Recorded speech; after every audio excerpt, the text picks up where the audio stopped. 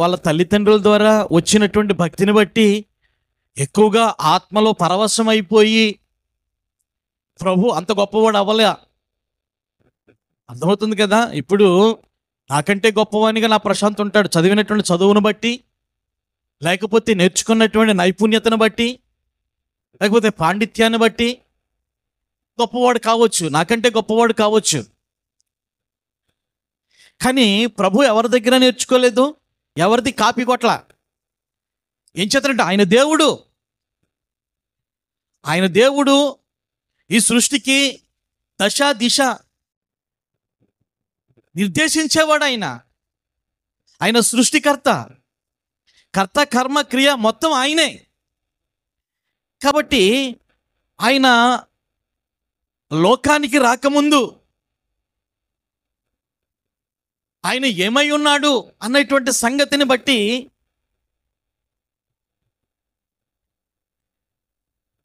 ఈ యొక్క బైబిల్ గ్రంథంలో రాయబడినటువంటి విషయాలన్నీ కూడా మనం చర్చించుకోవటానికి, తెలుసుకోవటానికి మనం ఇక్కడ నిలబడి ఉన్నాం, ఇక్కడ కూర్చుని ఉన్నాం, ఆయన ఆరాధించడానికి వచ్చాం. చాలా శ్రేష్టమైనటువంటి సంగతులు ప్రభువారు చెప్పారు. అంటే పాత నిబంధన గ్రంథములో వ్రాయబడినటువంటి ప్రమాణ వాక్యాలు, ఆజ్ఞలు, లేకపోతే కట్టడలు అవి వ్రాయటం మట్టికే జరిగింది కానీ, అర్థమైందా? వ్రాయటం మట్టికే జరిగింది కానీ విశ్లేషణ లేదు. ఉందా? విశ్లేషణ అనేటువంటిది లేదు. ఆ విశ్లేషకుడుగా దేవుడే మానవుడిగా ఆవిర్భవించి మనకు బోధకుడు అయ్యాడు. దేవునికి స్తోత్రం చెప్దామా? హల్లెలూయా. ఎలాగో చెప్తాను. మత్తయి సువార్త 7వ అధ్యాయము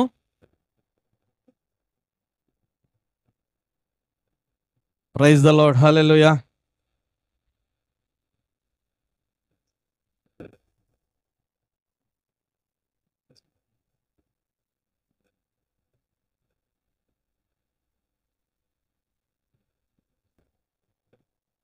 ఒకడు ఒక మైలు రమ్మంటే, అది ఎక్కడ వాక్యం? స్తోత్రం. హల్లెలూయా. 5వ అధ్యాయము. Very good, thank you. ఇక్కడ మరి దేవుడు అంటున్నారు కదా, మరి దేవుడు చెప్పినటువంటి బోధ అంటున్నారు కదా, ఈ బోధలో అంతా అబద్ధమే ఉంది అని చెప్పి మీకు అనిపించవచ్చు. ఏంటంటే అక్కడ రాయబడినటువంటి మాట ప్రభు అయినటువంటి యేసుక్రీస్తు వారు చెప్తున్నారు. ఏంటంటే ఒకడు ఒక మైలు దూరం రమ్మని నిన్ను బలవంతం చేస్తే వానితో కూడా 2 మైళ్ళు వెళ్ళుము. ఇది ఎలాగుంది చెప్పండి? ఇది ఒక్కసారి ఇది చెప్పండి. శ్రీని గారు అంటారు, అమలాపురం మీరు రావాలండి పాస్టర్ గారు అని చెప్పేసి నాతో అన్నాడు అనుకోండి. అంటే అమలాపురం వరకునే ఆయన, నువ్వు అమలాపురం రమ్మను, నేను అంబాజీపేట వరకు వస్తాను, అంబాజీపేట వెళ్ళి వచ్చేస్తానని చెప్పేసి నేను ప్రయాణం అయ్యాను అనుకోండి, ఎలా ఉంటుంది అంటారు? అలాగే ఉంది కదా ఈ మాట. అదేంటి అలా చెప్పాడు ప్రభు? అదేంటి అలా అన్నాడేంటి ప్రభు? ఇది ఎంత అపహాస్యంగా ఉంది, నమ్మదగిన విధంగా ఉంది. ఒకవేళ మీ భావనలో దాని అర్థం ఏంటి చెప్పాలి. యేసయ్య సృష్టికర్త, ఆయన బోధకుడిగా వచ్చాడు. ఎందుకని బోధకుడిగా వచ్చాడో తెలుసా? దీంట్లోనికి, ఈ యొక్క రహస్యంలోనికి వెళ్ళక ముందు యెషయా గ్రంథము, యెషయా గారు ప్రవచించినటువంటి ప్రవచనం ఒకటి ఉంది, 8వ అధ్యాయము. చాలా సత్యాలు మనం తెలుసుకోవాలి సార్, దేవుడు మనకి నేర్పిస్తాడే. యెషయా గ్రంథం 8వ అధ్యాయం 16వ వచనం చదవండి. ఈ ప్రమాణ వాక్యమును కట్టండి, ఈ బోధను ముద్రించి శిష్యులకు అప్పగించండి. చాలండి, అసలైనటువంటి సత్యం దీంట్లో ఉంది. ఇప్పుడు మోషే గారికి ఇచ్చినటువంటివన్నీ కూడా ఎటువంటివి? ప్రమాణ వాక్యాలు. అంచేతే బాసెట్టిన కట్టుకోండి, చేతికి కట్టుకోండి. అర్థమైందా? చేతికి కట్టుకోండి, బాసికానికి కట్టుకోండి అని చెప్పి ఆ ఆజ్ఞలను పిల్లలకు కూడా కట్టండి అని చెప్పి దేవుడు ఏం చేశాడంటే మోషే గారి ద్వారా అంతే, ఆ ప్రమాణాలే, ఆ ప్రమాణాలలో ఉన్నటువంటి అంతరార్థం బోధగా మారాలండి. బోధ చేయలేదు మోషే గారు, బోధ చేయలేదు. ఇవి ఇచ్చాడు ఆజ్ఞలు, ఈ ఆజ్ఞలను పాటించండి అని చెప్పేసి అన్నారు. దాని గురించి విశ్లేషణ ఏ ప్రవక్తలు చెప్పలా. కానీ ప్రవక్తలలో యెషయా గారు ఏం చేశారంటే కొంచెం ముందుకు వెళ్ళి ఒక ప్రవచనం చెప్పాడు. ఏంటంటే ఏవి ఈ ప్రమాణ వాక్యాలు అంటే ఈ యొక్క ధర్మశాస్త్రం, ఈ మోషే గారు ఇచ్చినటువంటి ధర్మశాస్త్రాన్ని కట్టండి. రెండోది ఏంటంటే దాని ఫుల్ఫిల్మెంట్ ఏమని అంటున్నాడంటే ఈ బోధను ముద్రించి, ఏ బోధను, ఆ బోధను, ఆ కట్టడలు లేకపోతే ఆ ప్రమాణాలు లేకపోతే ఆ ఆజ్ఞలు, బాగా అర్థం చేసుకోండి, ఆ ఆజ్ఞలు యొక్క వివరణ బోధ అవుతుంది. ఆ ఆజ్ఞల యొక్క వివరణ బోధ అవుతుంది. ఆ బోధ ఎవరు చేశారు, ఎవరిని చెయ్యమన్నాడు, మొత్తం ఏ టు జెడ్ యెషయా గారు ఏం చేశారు, ప్రవచించారు. యేసుక్రీస్తు ప్రభు వారు ఎవరికి పుడతారు, యేసు ప్రభు వారు ఎక్కడ పుడతారు, యేసుక్రీస్తు ప్రభు వారి మీద ఏ భారం ఉంది, యేసుక్రీస్తు ప్రభు వారి యొక్క నామకరణాలు ఏమిటి. ప్రభు నందు ప్రియమైనటువంటి వారులారా, చాలా జాగ్రత్తగా ఆలకించండి. ఈరోజు విశ్లేషణ కదా, ఎంత గొప్ప వాక్యమో ప్రశాంత్ తీసుకున్నాడు. ఆ యొక్క వాక్యాన్ని చెప్పటానికి మీకు అర్థమయ్యేటట్లుగా చెప్పడానికి నన్ను ఏం చేశాడు, ఇక్కడ నిలబెట్టాడు. యెషయా గారు ఏం చేశారంటే ప్రమాణ వాక్యాలు చెప్పాడు. ఆ ప్రమాణ వాక్యాల యొక్క బోధ కావాలి ఇప్పుడు మనకి. ప్రమాణ వాక్యాలు ఎవరు చెప్పారు, తండ్రి అయినటువంటి దేవుడే ఏం చేశాడు, పలకల మీద వ్రాసి ఇచ్చాడు కదా. ఆ ప్రమాణ వాక్యాలే ఈ యొక్క ధర్మశాస్త్రం. కానీ ఆ ప్రమాణ వాక్యాలలో ఉన్నటువంటి విశ్లేషణ, ఆ ప్రమాణ వాక్యాలలో దాగి ఉన్నటువంటి సీక్రెట్ బోధించబడాలి. బోధించే బోధకుడికి ఎవరు వచ్చారండి, నా యేసు ప్రభు వచ్చాడు. దేవునికి స్తోత్రం, హల్లెలూయా. ఇక్కడ మనము బోధిస్తూ ఉన్నటువంటి యెషయా గారు శిష్యులను తయారు చేయలే. ఈ ప్రవచన వాక్యము ప్రవచించినటువంటి యెషయా గారు దీనికి నిజమైనటువంటి జవాబుదారి అని అంటే అది తప్పు. కారణం ఏంటంటే యెషయా గారికి శిష్యులు లేరు. మరి శిష్యులు ఉన్నటువంటి వాళ్ళు ఎవరు అనగా ప్రభు అయినటువంటి యేసుక్రీస్తు వారికి. అర్థమైంది కదా, ప్రభు అయిన యేసుక్రీస్తు వారికి ఈ బోధను ముద్రించి నా శిష్యులకు అప్పగింపుము. దేవునికి స్తోత్రం, హల్లెలూయా. ఇప్పుడు ప్రమాణ వాక్యం ఎలా మారాలి, బోధగా మారాలి. ప్రమాణ వాక్యం ఎలా మారాలి, బోధగా మారాలి. ఆ బోధ ఎవరికి ఇవ్వాలి, శిష్యులకు ఇవ్వాలి. అలా శిష్యులకు ఇచ్చినటువంటి వాడు ఎవరైనా ఉన్నారంటే నా ప్రభు అయిన యేసుక్రీస్తే. ఇప్పుడు రండి, యేసుక్రీస్తు ప్రభు వారు ఆ వాక్యమే శరీరధారిగా అవతరించి 5వ అధ్యాయంలోనికి వచ్చాడు. మత్తయి సువార్త మొట్టమొదటి నుంచి చదవండి. ఆయన జన సమూహములను చూచి అమ్మా కొండ ఎక్కి కూర్చుండగా ఆయన శిష్యులు ఆయన యొద్దకు వచ్చిరి. అప్పుడు ఆయన నోరు తెరచి, ప్రమాణ వాక్యాలకు ఏమొచ్చింది, ఇప్పుడు నోరు వచ్చింది. వాక్యానికి ఏమొచ్చింది, రూపం వచ్చింది. ఆ రూపమే యేసయ్య. ఆ యేసయ్య నోరు తెరిచి ఏం చేస్తున్నాడు, చదవండి. ఇలాగ బోధింపసాగెను. ఆమేన్, హల్లెలూయా. ఇలాగ బోధింపసాగెను. ప్రవక్తలు బోధించలా, మోషే గారు బోధించలా. ప్రమాణ వాక్యాలు అంతే. దొంగిలించవద్దంటే దొంగిలించవద్దు, నరహత్య చేయవద్దంటే నరహత్య చేయవద్దు. సృష్టించినటువంటి సృష్టికర్త నీకు దేవుడు, ఆయన్ని మాత్రమే ఆరాధించా, అంతే. తల్లిదండ్రులు సన్మానించంటే సన్మానించాలి. దాని యొక్క విశ్లేషణ ఎవరిచ్చారో తెలుసా, నా యేసయ్య ఇచ్చాడు. దేవునికి స్తోత్రం, హల్లెలూయా. ఆ విశ్లేషణ ఏం చేశాడంటే ప్రశాంత్ రాజు పంచుకున్నాడు. ప్రమాణ వాక్యాల యొక్క విశ్లేషణ, సంపూర్ణమైనటువంటి స్థితి, సంపూర్ణమైనటువంటి రూపం, సంపూర్ణమైనటువంటి అర్థము నా ప్రభు ఏం చేశాడు, ఇచ్చాడు. పాండిత్యము లేనటువంటి వారికి కూడా అర్థమయ్యేటట్లుగా. ఆమేన్. అట్టడుగున ఉన్నటువంటి పామర్లకు కూడా అర్థమయ్యేటట్లుగా వాడుక భాషలో ఏం చేశాడంటే ఆ ప్రమాణ వాక్యాలను ఏం చేశాడండి, నా ప్రభు బోధించడం మొదలుపెట్టాడు. కొండ మీద ప్రసంగం అంటే 5వ అధ్యాయము, 6వ అధ్యాయము, 7వ అధ్యాయం. దేవునికి స్తోత్రం, హల్లెలూయా.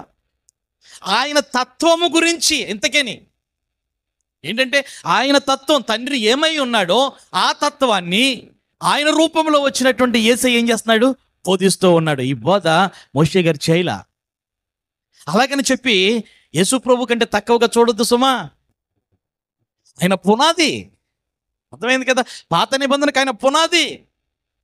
ఒక విషయం తెలుసా, మోషే గారు కూడా చనిపోయిన తర్వాత తిరిగి లేచారు. మీకు తెలుసా ఆ విషయం? మోషే గారు కూడా చనిపోయిన తర్వాత తిరిగి లేచారు. అలాగే యేసునాథుడు కూడా చనిపోయిన తర్వాత ఆయన తిరిగి లేచాడు. తిరిగి లేవటానికి దేవుడు ఆధారం అయ్యాడు. మోషే తిరిగి లేవటానికి ఎవరు ఆధారం అయ్యారో తెలుసా మీకు? అది వచ్చే పాఠాల్లో నేను నేర్పుతాను.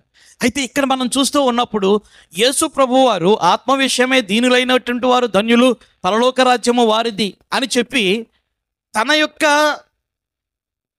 వ్యక్తిత్వము గురించి, తన యొక్క అంటే దాని అర్థం తన యొక్క వంశం గురించి, తన యొక్క తల్లి గురించి, తన యొక్క జాతి గురించి, తన యొక్క దేశీయుల గురించి, తన భాష మాట్లాడేవారి గురించి, తన యొక్క స్నేహితుల గురించి కాదు సుమా. కాదు, ఆత్మ విషయమే. అంటే దేవుడు ఆత్మ, దేవుడు ఆత్మయ్య ఉన్నాడు కాబట్టి ఆత్మగా ఉన్నటువంటి దేవుడు దీనుడు. ఎవరైతే ఆయన నామములో దీనాత్మ కలిగి ఉంటారో వాళ్ళదే పరలోకం. ఏమిటండి పాస్టర్ గారు, దేవుడు అంత దీనుడా? అవన్నీ కూడా తర్వాత మాట్లాడుకుందాం మనమే, అవన్నీ కూడా తర్వాత మాట్లాడుకుందాం. అయితే యేసయ్య ఇలాగా బోధిస్తూ ఎక్కడికి వచ్చాడు? 41వ వచనంలోకి వచ్చాడు. చూడండి, 41వ వచనం. ఒకడు 1 మైలు దూరము రమ్మని నిన్ను బలవంతము చేసిన ఎడల వానితో కూడా 2 మైళ్ళు వెళ్ళు. దేవునికి స్తోత్రం, హల్లెలూయా. 1 మైలు ఏంటి, 2 మైళ్ళు ఏంటి?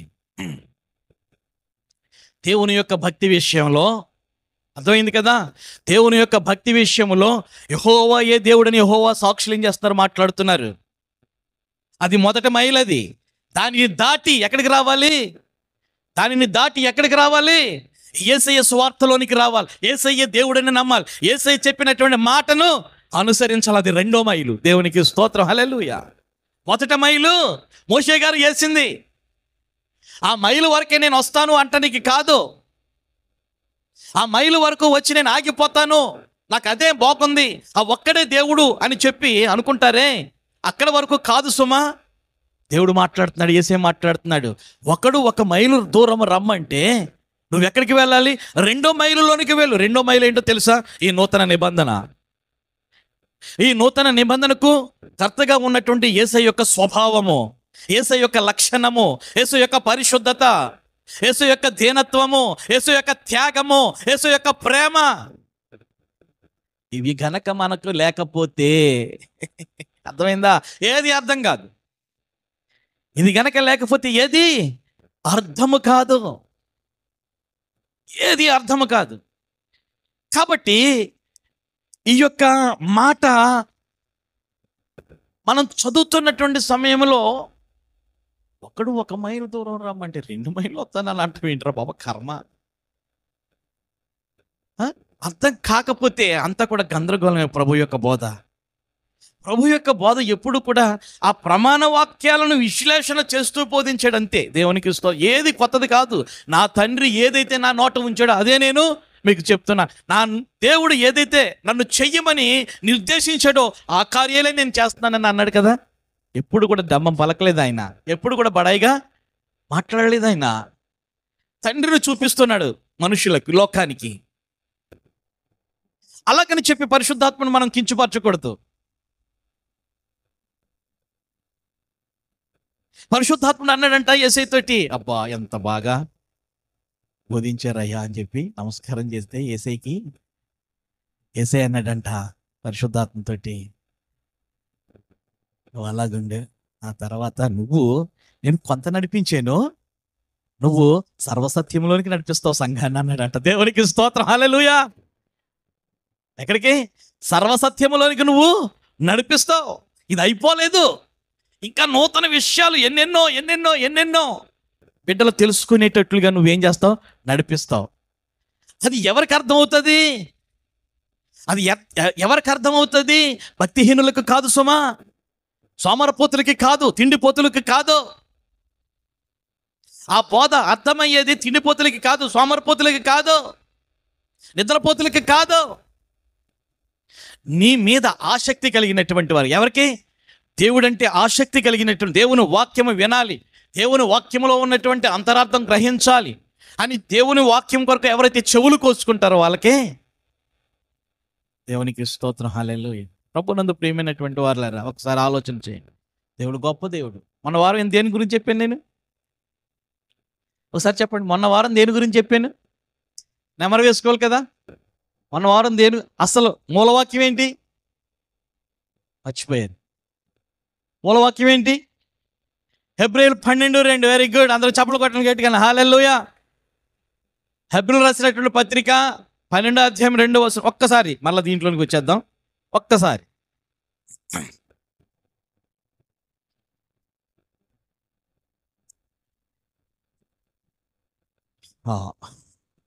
చదవండి.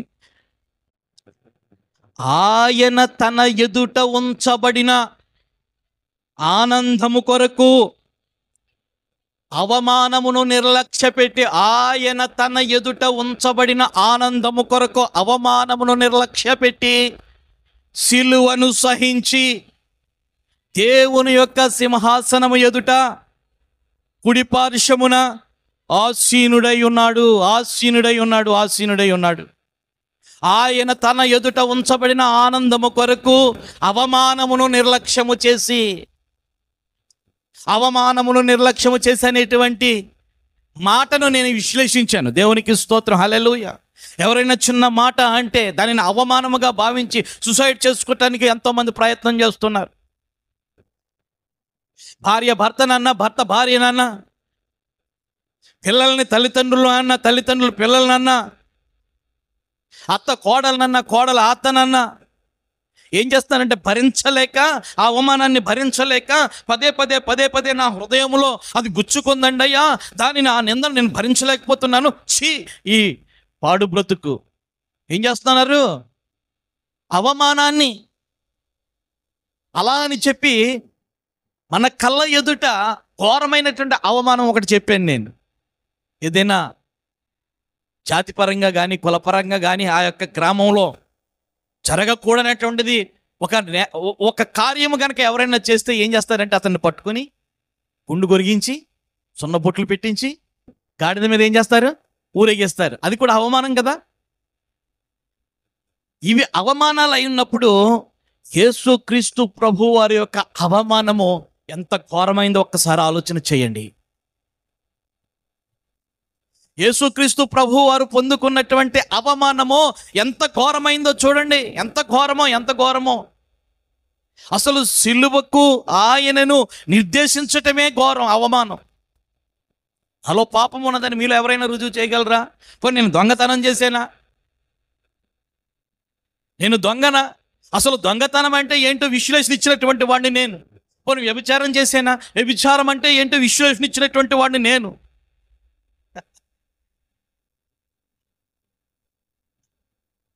దేవునికి స్తోత్రం, హల్లెలూయా. అన్నింటికీ కూడా ప్రమాణ వాక్యాలలో ఉన్నటువంటి ప్రతి దానిని కూడా విశ్లేషణ ఇచ్చి ప్రపంచానికి అందజేసినటువంటి సృష్టికర్తను నేను. అంత సృష్టికర్తను ఏం చేశారు? సిలువేశారు. అవమానమే కదా. ఏ తప్పు చేశాడు? పక్కన సిలువలు వేశారు. వాళ్ళు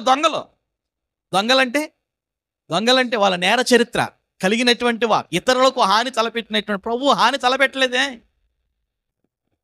పరలోక ఘని అంతా కూడా మనకేం చేశాడు? ఇచ్చేసాడు. దేవునికి స్తోత్రం. పరలోక గని, ఆ మహిమాన్విత లోకంలో ఉన్నటువంటి సంపద అంతా కూడా ఏం చేశాడంటే ఇచ్చేసాడు మనకి. భూలోకంలో ఉన్నటువంటి వాళ్ళకి ఆ ఘన అంతా తీసుకుని, ఆ ఆస్తి అంతా తీసుకుని ఆయన అవమానపరిచారంటే ఎంత ఘోరం అండి. పోనీ అక్కడితో ఆగిందా? ఆయన సృష్టించినటువంటి సృష్టికర్త, సమస్తాలను ఏలబోతున్నటువంటి వాడు, ఏలుతున్నటువంటి వాడు. ఆయన నెత్తికి ఏం పెట్టారు? ముళ్ళ కిరీటం పెట్టారా, బంగారపు కిరీటం పెట్టారా? అదంతా అవమానం. ఇలా చూస్తున్నప్పుడు ముఖం మీద ఉమ్మేయడం, వస్త్రహీనుడిగా చేయటం. మళ్ళీ నేను రిపీట్ చేస్తున్నాను, మొన్న చెప్పాను, నేను మొన్న వారం చెప్పాను, మరలా రిపీట్ చేస్తున్నాను.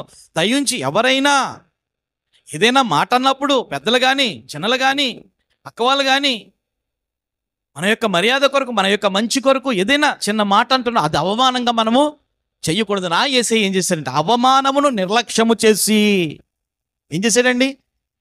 ఇన్ని అవమానాలు ఉన్నప్పుడు భూలోకాన్ని మనం, ఆ దేవాది దేవుడు ఏం చేయాలి? భూలోకాన్ని ఏం చేయాలండి? స్మాష్ చేసి పాడేయాలి, అంతే కదా?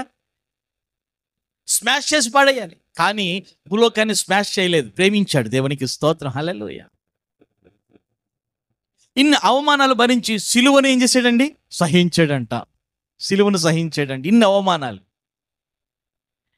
తన ఎదుట ఉంచబడిన ఆనందం అంట. ఏంటో ఆనందం ఆయనకి. సిలువ శిక్ష పొందేశాడు, తర్వాత సమాధి చేయబడ్డాడు. సమాధి చేయబడిన తరువాత పరిశుద్ధుడైనటువంటి పౌలు గారు ఏం చేస్తాడో తెలుసా? ఆయన ఎక్కడికి వెళ్ళాడు? తండ్రి యొక్క రాజ్యంలోకి వెళ్ళిపోయాడు. ఆయన ఎక్కడికి వెళ్ళిపోయాడు చెప్పండి? తండ్రి యొక్క రాజ్యంలోకి వెళ్ళిపోయాడు కదా. అన్నాడంట తండ్రి, హాయ్ మైసాన్, ఎలా జరిగింది టూరు అన్నాడంట. మైసాన్, ఎలా జరిగింది టూరు? ఏం చేశారు నా ప్రజలు? ఎప్పటికైనా గుర్తించుకో, స్మాష్ చేసేద్దాం అన్నాడంట తండ్రి. ఈ లోకాన్ని స్మాష్ చేసేద్దాం. అప్పుడు దరహాసంతో నవ్వాడంట నా యేసయ్య. దేవునికి స్తోత్రం, హల్లెలూయా. నవ్వాడంటండి, అది తన ఎదుట ఉంచబడిన ఆనందం. నవ్వాడంట ఎంతో. అంటే తండ్రి, నువ్వు నా మీద పెట్టుకున్నటువంటి నమ్మకం వమ్ము చేయకుండా నేనేం చేశాను? సాధించాను అన్నది ఒకటే. తర్వాత ఏంటంటే తన మాటను బట్టి శిష్యులు సంపాదించుకున్నాడు కదా. బాగా అర్థం చేసుకోండి. ఏం చేశాడండి? శిష్యులు సంపాదించుకున్నాడు. ఆ శిష్యులు ఎలా వచ్చారు? కట్టుకున్న బట్టలతో వచ్చేసారండి. అవుతుందా? కట్టుకున్నటువంటి బట్టలతో వచ్చేసారు. ప్రభు ఎక్కడికి రమ్మంటే అక్కడికి వచ్చేసారు. నాకు ఈ పని ఉంది, నాకు ఆ పని ఉందని చెప్పి కుంటు సాకులు చెప్పారా? కుంటు సాకులు చెప్పలేదు. నాకు ఇంట్లో ఏమీ లేదు, ఆ భార్యకి అది ఇచ్చి, పిల్లలకి ఇది ఇచ్చి నేను వస్తానని చెప్పేది పేతురు గారు అనలేదు, ఆంధ్రే గారు అనలేదు, తోమ గారు అనలేదు. ప్రభువు ఎప్పుడైతే శిష్యులను ఏర్పాటు చేసుకున్నాడో శిష్యులకి ఏం చేశాడంటే ఈ బోధ అప్పగించేసాడండి. ఆయన యొక్క ఉద్దేశం ఏంటంటే, ఆయన యొక్క ఆనందం ఏంటంటే మనమేనండి. దేవునికి స్తోత్రం, హల్లెలూయా. ఎవరండి మనం? మనమే. ఆయన స్వాస్థ్యమైన ఆనందమైన మనమే. ఆ 12 మంది శిష్యుల ద్వారా ఎన్ని కోట్ల మంది ఆయన ప్రజలయ్యారు. ఆమేన్.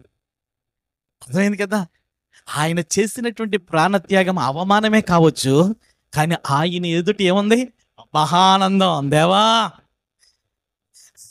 తండ్రి, నాకంటూ ఒక రాజ్యము నువ్వు ఇచ్చావయ్యా.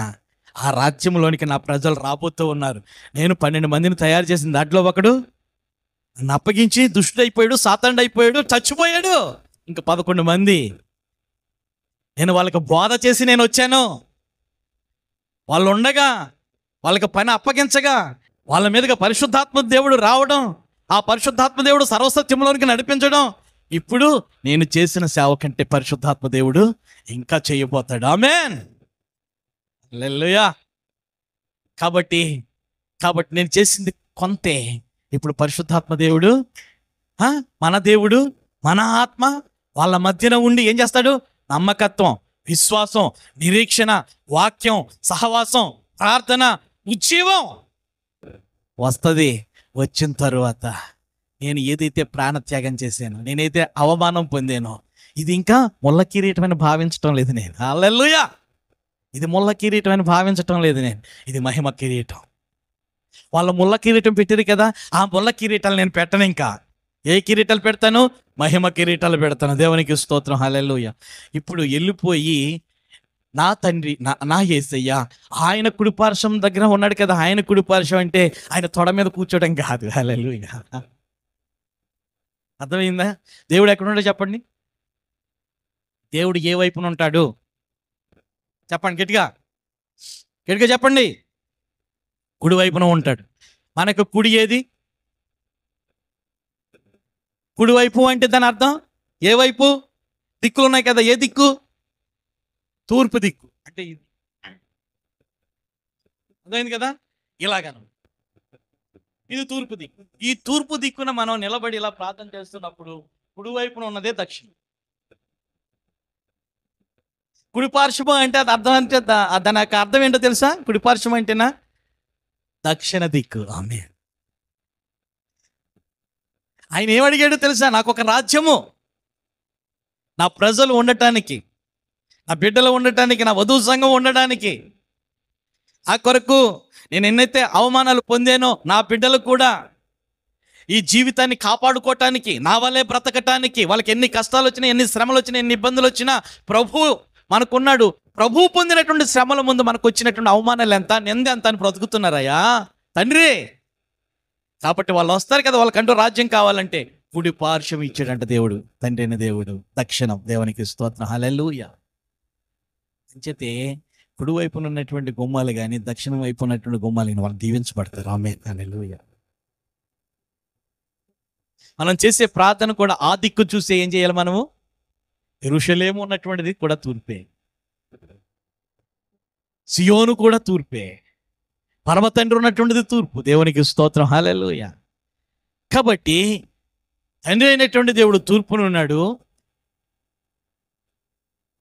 కుమారుడైనటువంటి యేసుక్రీస్తు వారు దక్షిణాన్ని ఉన్నారు. ఇప్పుడు పరిశుద్ధాత్మ దేవుడు ఎక్కడున్నాడు? భూలోకంలో ఉన్నాడు. ఎక్కడున్నాడండి? నీవు నేను అనాథలం కాదు, నీవు నేను అన్యాయస్తులం కాదు. యేసయ్య కంటే ఎక్కువగా ఆదరించేవాడు పరిశుద్ధాత్మ దేవుడు. ఏం చేతనంటే ప్రమాణ వాక్యాలలో ఉన్నటువంటి సూత్రాలు, ప్రమాణ వాక్యంలో ఉన్నటువంటి విశ్లేషణ యేసయ్య వచ్చి బోధించిన తరువాతే మనం ఏమవుతున్నాం? సర్వసత్యంలోనికి నడిపించబడుతూ ఉన్నాం. కాబట్టి ప్రియమైనటువంటి సోదరుడ సోదరి, ఈ మత్తయి సువార్తలో రాయబడినటువంటి అంశాన్ని గనక మనం చూసినట్లయితే 7వ అధ్యాయం చూడండి. 7వ అధ్యాయము మత్తయి సువార్త 7వ అధ్యాయం 7వ వచనం.